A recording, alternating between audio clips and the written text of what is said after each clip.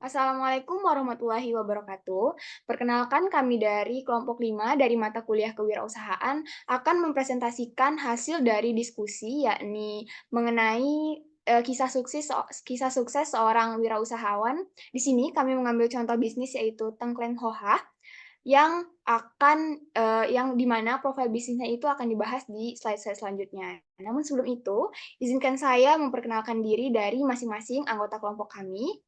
Yang pertama itu ada saya sendiri yaitu Nabilah Andini dengan NIM akhir 397. Lalu berikutnya itu ada Ahda Sakinah dengan NIM akhir 380. Lalu ada Sabita Aulia Ramdhani dengan NIM akhir 385. Selanjutnya ada Hastin Milasari dengan NIM akhir 396. Lalu yang terakhir ada Intan Dwi Sulistiawati dengan NIM akhir 405. Baik, slide selanjutnya. Di sini kami setelah dari hasil dari diskusi kami yaitu terdapat profil bisnis dari Tengkleng Hoha itu sendiri. Yang pasti pertama nama usaha ada yang namanya Tengkleng Hoha.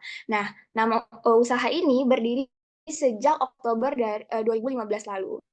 Alamat usaha itu ada di RT 12, Jalan Wonosari, kilometer 7,5, Mantup, Batu Retno, Banguntapan, Kabupaten Bantul, Daerah Istimewa Yogyakarta. Nah, bisa dilihat di sini ada beberapa tampilan bisnis, yaitu mulai dari logo dari bisnis ini sendiri, lalu selanjutnya ada menu bestseller mereka, lalu ada menu unik yang usaha ini miliki. Baik, di slide selanjutnya akan dijelaskan oleh rekan saya. Baik, di sini saya akan menjelaskan tentang sejarah dari bisnis Tengkleng Hoha. Sang owner pada awal mulai bisnis kulinernya ini hanya bermodalkan 20 juta. Ia bertekad untuk membuka usaha tanpa utang. Lalu setelah mengumpulkan tabungan, dengan 20 juta tersebut, dia memulai bisnis kulinernya yakni Tengkleng Hoha pada tahun pertama. Dapat dikatakan cukup baik untuk sebuah bisnis yang baru memulai karena ia mengatakan masih kurang di bagian edukasi pasar, branding juga belum maksimal. Bahkan owner mengatakan bahwa bisnisnya dapat dikatakan untuk menjelang tahun ketiga. Next. Baik, selanjutnya saya akan menjelaskan terkait ide awal dari bisnis Tengkleng Hoha ini. Ownernya sendiri yaitu Sabtuari Sugiharto, sebagai pemilik usaha, awalnya mengaku bahwa beliau sempat mengikuti wawancara kerja. Namun setelah menyadari bahwa wawancara kerja tersebut tidak sesuai dengan passionnya, ia merasa bahwa arah pekerjaan itu tidak sejalan dengan apa yang dia sukai atau bukan termasuk seleranya, mulai dari cara berpakaian, seragam, dan lain-lain. Lalu dari situ dia mulai untuk mencari minatnya sendiri untuk kemudian dia kembangkan menjadi sebuah bisnis. Akhirnya dia menemukan bahwasanya dia cocok untuk memulai sebuah bisnis kuliner. Kemudian dia akhirnya memulai bisnis Tengkleng Hoha yang akhirnya menjadi bisnis yang sukses di daerah Yogyakarta.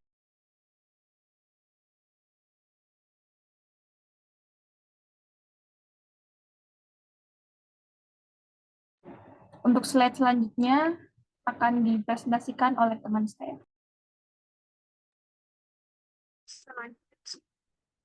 Strategi yang dilakukan usaha dan UMKM.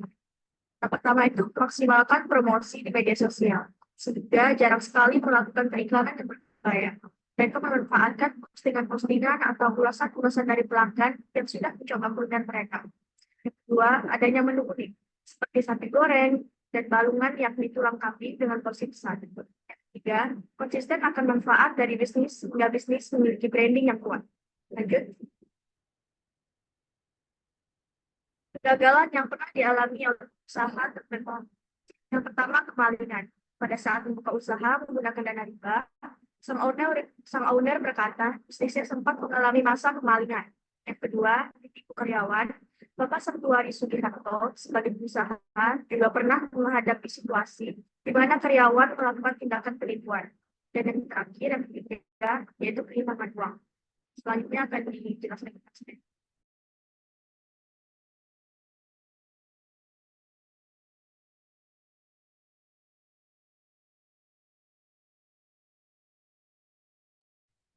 Baik, Baik, saya akan menjelaskan tentang sikap mental yang dialami oleh Sabtuari Sugiharto tersebut. Di sini ada 5. Yang pertama itu seorang Sabtuari Sugiharto ini adalah orang yang pantang menyerah. Yang kedua yaitu Sabtuari Sugiharto ini mau bekerja keras dan ulet. Yang ketiga berani mengambil resiko.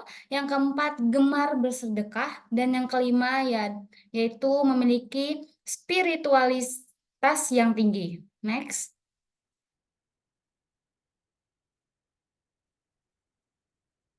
Konsep bisnis Islam yang diterapkan. Yang pertama, tidak menggunakan harta yang diperoleh dari riba. Yang kedua, banyak menampilkan ornamen yang religius di dinding resto. Yang ketiga, gemar bersedekah. Seorang Sabtuari Sugiharto ini sangat gemar bersedekah. Yang keempat, menjadikan tempat usaha sebagai tempat dakwah. Yang kelima, memuliakan anak yatim dari hasil usahanya. Next, untuk materi selanjutnya akan dijelaskan oleh Sabita. Hikmah-hikmah yang bisa diambil.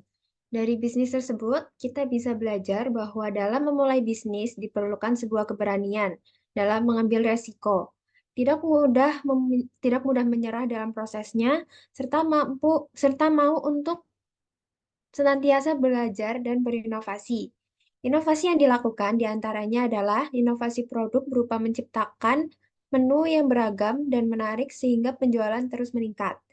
Dari bisnis tersebut, kita bisa belajar bahwa owner bisnis senantiasa mengambil hikmah dalam setiap perjalanannya membangun bisnis. Salah satunya menerapkan etika bisnis Islam mulai dari penggunaan modal hingga penggunaan laba di usaha tersebut. Pebisnis berusaha untuk tidak menggunakan riba dalam memulai usaha. Menjadikan usaha tersebut sebagai bisnis dengan membuat ornamen berupa ajakan pada kebaikan, pengelolaan SDM sesuai syariat Islam, juga menggunakan laba untuk memuliakan anak yatim. Hal ini tentunya menarik dan dapat menjadi teladan bagi pebisnis sekarang agar tidak hanya berorientasi untuk mengumpulkan profit, tetapi juga menebarkan kebermanfaatan bagi masyarakat luas.